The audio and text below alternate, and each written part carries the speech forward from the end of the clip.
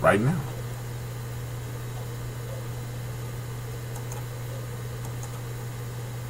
Brothers and sisters! Brothers and sisters! I don't know what this world is coming to!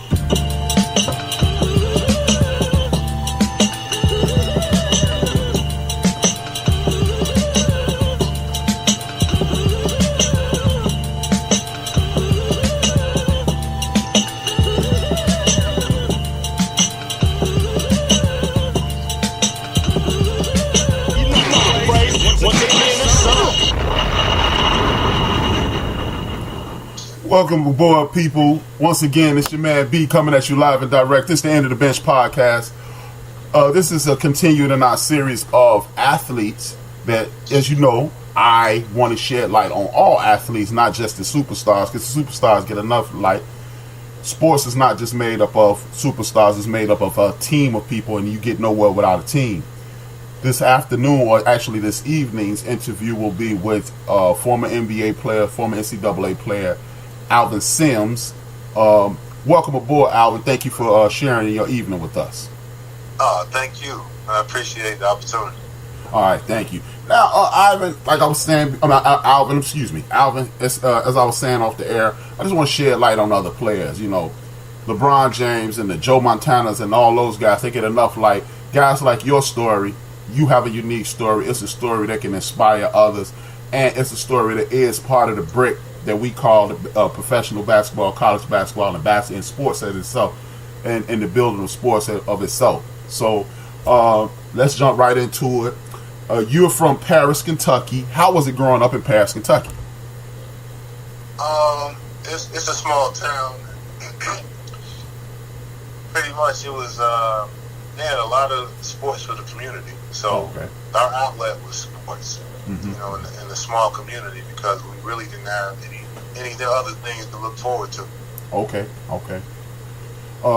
We in the same age group, so I'm assuming baseball, basketball, football.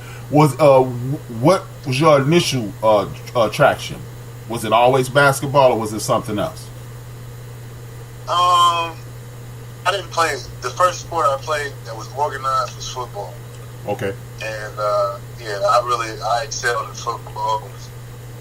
I had fun playing it, and then the next sport was basketball, and then baseball. Okay. You know, during I say 9 to 12 years old. So what pushed you? When did you exclusively go basketball, or did you exclusively go basketball? Yeah, I exclusively went basketball. I want to say my junior year. Okay. But I walked away from football my ninth grade year. Oh, what made you walk away from football? There was some controversy about choosing whether to play basketball, football. Like, and you know, when you have the summer comes, you got basketball camps. You got the AAU now. We just had all-star teams back then. And those things are fun in the summer. Right. I'd rather do that than have 2 days in the hot sun, you know, getting ready for the football season. Especially that close to the South, I'm sure it was extremely hot. Yeah, right. I chose basketball, and I consistently think back, like, man, I should have took football. I chose football. I consistently wonder what would have happened if I had chose basketball. So now you've picked basketball. You're a freshman in high school. Talk to me. What's going on then? Well, at that time we had a lot of seniors, and as a freshman, I had to, you know, really prove myself. So we had like 8 seniors on the varsity team, and I worked my way up from JV to 6 man off the bench from varsity, and I got a lot of heat. I bet. Man. Talk to me about that, man. How is it being the youngest dude on varsity?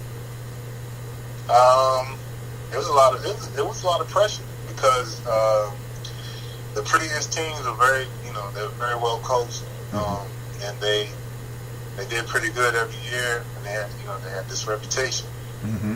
So, I felt that pressure, and every time I stepped on the court, I was super nervous because I said, hey, I got to perform. Mm-hmm. I got to bring something to the table. So, yeah, there's a lot of pressure. That's why that made me put the extra work in. Man, so how far did you guys go? Talk to me about that team. Talk to me about the progression as you go through 9th grade, 10th grade, senior year. Talk to me about that. So, basically, 9th grade year, it didn't turn out too well. So, like, the upperclassmen, they was waiting on their spots. We had the juniors, sophomores that was ahead of me, and they've been there waiting all this time to earn their spot. And so they all vouched that we're going to do way better than last season. So that sophomore season, we ended up 25-6, but we fell short. Wow. That's awesome, though. 25-6. Yeah. Who were some of your favorite competitors during that period? Like, is there anybody that we would know of? Because I'm gonna give you I'm gonna drop it for them. He's gonna have a documentary coming out soon. They're just in the making now. This guy's name's Corey Williams from Bourbon County, and he was like rated real high his freshman and sophomore year in high school. Mm-hmm. And then he ran into some bad luck, got in trouble, and that took away his career. But he made me step up my level. And he actually helped me come out and get notarized. Talk to me about that. All right, so we're rivals in this small town. So when we play, everybody shows up. Okay. Everybody shows up. So this is the beginning of my sophomore year. Is right before Christmas. We play Bourbon County. That's the name of the school, Bourbon County, Kentucky. Mm-hmm. Right before Christmas, it's packed. This is my sophomore season. I come in, I get my first dunk in a game. And it was an and one. Oh, yeah. And it was like it might have been like 3 minutes in the game. So you started the game off nice. Right. So that happened. And then we ended up winning. Which the previous year, it was just spanking us like it was no tomorrow. So we got a revenge, and it was my career high too. 38 points. I had 38 points. 6 steals, like 8 or 9 rebounds. That's a hell of a game. It was like my coming out game. Then I started getting notarized in the state. I was like rated like one of the top sophomores in the state. Okay. At that time was me, Jason Osborne from Louisvilleand. Ended up going to the University of Louisville. Also, he was Mr. Basketball of Kentucky. And he was McDonald's All-Man. And, he had other accolades. So we had him. We had Darnell Burke that ended up at Cincinnati. I think he got like 3-point record. He's the top 5 in 3-pointers. But in high school, he was a dunker. He just dunked on whoever. Wow. Yeah, he just changed his game up. Then we had Jerry Fogle from Harrison County, Kentucky. He was smooth, about 6'2", 6'3" point guard, smooth with the ball. Mid-range is unbelievable. He ended up at Morehead State University. Okay. And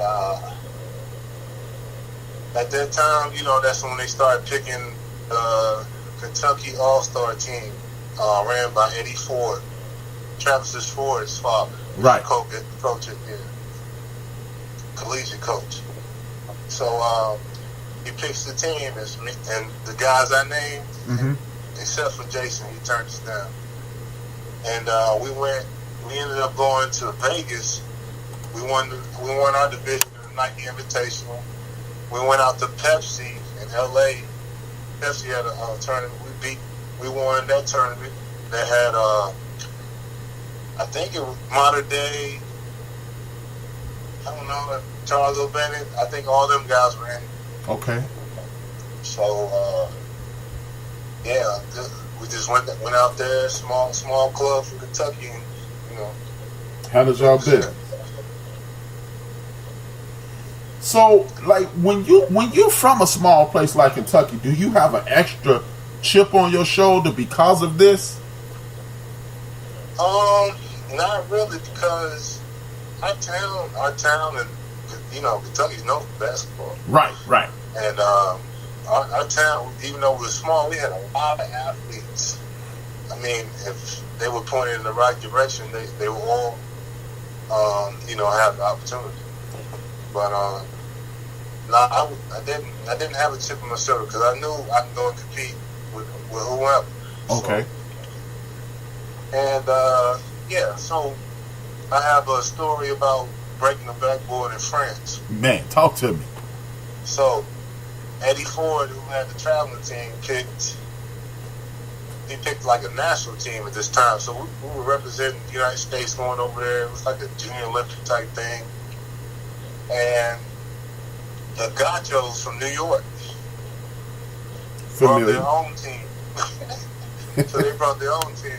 And so we're over there competing against the Netherlands, France, Croatia, Germany, Denmark, countries like that. Hey, how old are you at this point? This is my senior year in high school. My man.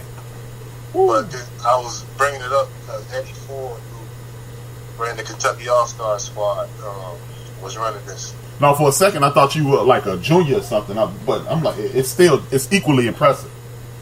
Yeah, so we go and we had the dunk contest. It's me, Felipe Lopez, and the Croatian guy who was the two-time champion. He was like 6'9", 6'10", and it was boasting about him jumping from the free throw line and dunking with two hands. Woo. So Felipe goes first. He does at that time it's the standard 2 kids ducking under right before you take off the jump for the dunk. So they've been up or whatever. So he jumps over him and dunks. I think he got like all 10s and maybe 1 9. So and then the Croatian guy comes. He comes out real strong. So he does that. His patented dunk. He jumps from the free throw line, dunk 2 hands. Damn. And then I was last. So I came in. I want to go. The Jordan Lean. Okay. Okay. I've been practicing it for like a year straight at this time. So I do that from the side, and so in Europe, their lane, it's not like United States lane. Right. It's like it veers out. Right. It's a triangle. Right. So I was planning on jumping outside of that and doing the Jordan Lean. So I did that, and then I just leaned in and dunked with power, and it just shattered the backboard. Oh wow! And they automatically called the contest. They were like, "You the one. It's over." Yeah, I'm sure. I mean, how did that feel, man? Because now you doing the Jordan dunk. You in Europe, so they expecting big things from you guys because you're from America, I'm assuming. How does it feel to just shut the joint down, man? Hey, it felt great. I was in shock at first. I'm like, dang, is it over? I didn't want it to be over because I had it all planned out. But right. Yeah, it was fun. I mean, they brought me the rim. I carried the rim out, whatever. But I couldn't get it on the plane. Whatever. Oh damn! I was just about to ask you that. Were you able to keep the rim? Yeah, they was like, nah, you gotta leave it here. So, and then, so after the dunk contest, the town, the area we were in, it was like Jordan number 2. The little fans, the kids. Oh, that's Jordan number 2. Oh wow! So that was my nickname while I was over there. Hey, that's what's up, man. Now that's what's up. I mean, man, one of the things I remember about you the most is it seemed like once a game when you were at Louisville, me and some of my partners would watch the game. We'd be like, yeah, he gonna get somebody. How long is that something that you worked on, or have you always just had to bounce? I think I had